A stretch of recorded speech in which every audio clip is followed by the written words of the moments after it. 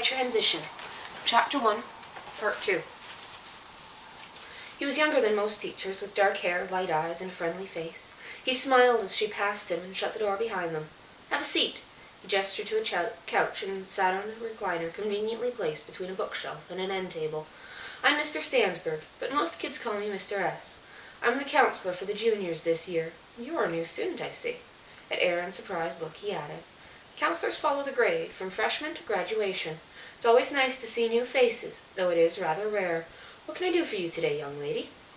At the young lady, Aaron cringed and looked down. "I don't know if you can help me. They wouldn't at my last school. Can you not call me young lady, please?" "Of course." He leaned forward in his chair. "Why don't we just talk about what's going on? Don't worry about getting to class. It must be important for you to come here on your first day, though I haven't heard anything from your parents." "They don't know yet," Aaron mumbled. "But don't they know?" Mr. S. prodded when she stopped. Aaron just looked at her hands in her lap, twisting her fingers together. So far, the conversation wasn't much different than last time. That one had ended with her in tears and begging the counselor not to call home.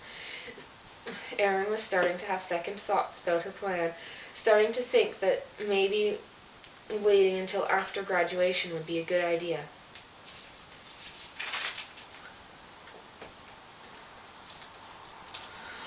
"Why did you transfer to this school?"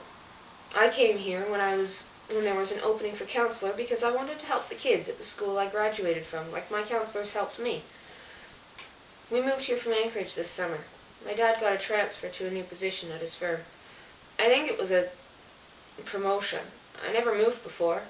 Aaron scuffed her foot on the floor, getting nervous again. "What are your hopes for the year?" Mr. S. put the ball down on this table. "I want to see everyone succeed and be better than they were. I want to pass, I guess," Aaron said. And make friends and join the track team and, Aaron hesitated. "Be able to be me?"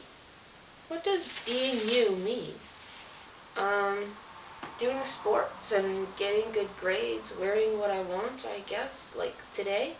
Hanging out with people who like me for me and, she hesitated. Being able to,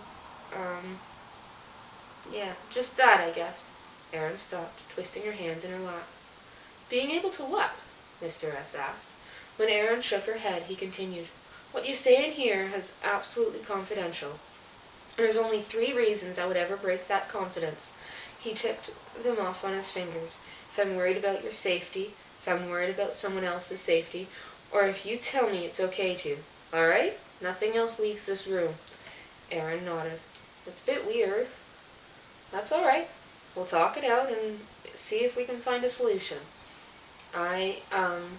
She hesitated again and decided to go all in. "I want to be a guy." Mr. S. leaned back in his chair, biting his lip and closing his eyes as he gathered his thoughts. "That's a doozy." Aaron looked up, eyes wide. It was at this point in her last conversation that she had needed to start begging the counselor to not call her parents, and while she was hoping for better than that, this was not what she was expecting. "And your parents don't know yet?" Mr. S. asked. Aaron shook her head. "How long have you felt this way?" "About 3 years," she mumbled. "Have you talked to anyone about it?" Aaron shook her head again. "I tried to, but the last counselor wanted to call my parents in." Mr. S. picked the ball up again and tossed it idly between his hands. "I'm going to be honest with you. There's not much I or anyone else at the school can do without your parents' permission. But," he continued when Aaron started to protest, "I won't call them in unless you ask me to. What were you hoping to accomplish today?" Aaron hesitated, knowing now the answer would be no. "I wanted to be a guy at school." Nodding, Mr. S. said, "All right. Unfortunately, we can't do anything without your parents' consent. I do want to help you, though. Right now, I don't know much on the subject, but I'll do some research, all right? I want you to think about telling your parents. Without them on board, we can't do what you want here at school. You also need them for a psychologist who will be able to give you proper advice and get you started on the process."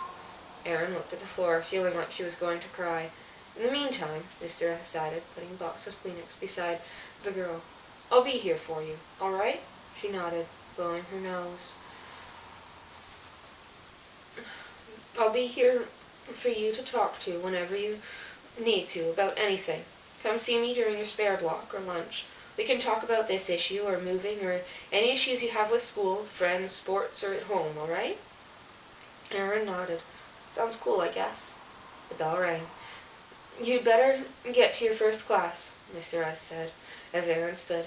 Be early for homeroom tomorrow so your teacher can fill you in. I'll make sure he knows you were with me and today and mark you as present. He smiled as the 15-year-old stood in the doorway, backpack hanging off one shoulder. Welcome to Denver, and welcome to Mile High. I hope you do well here. Thanks, Erin mumbled as she took off for her first class. The meeting did not go at all like she had hoped, but at least it went better than last time.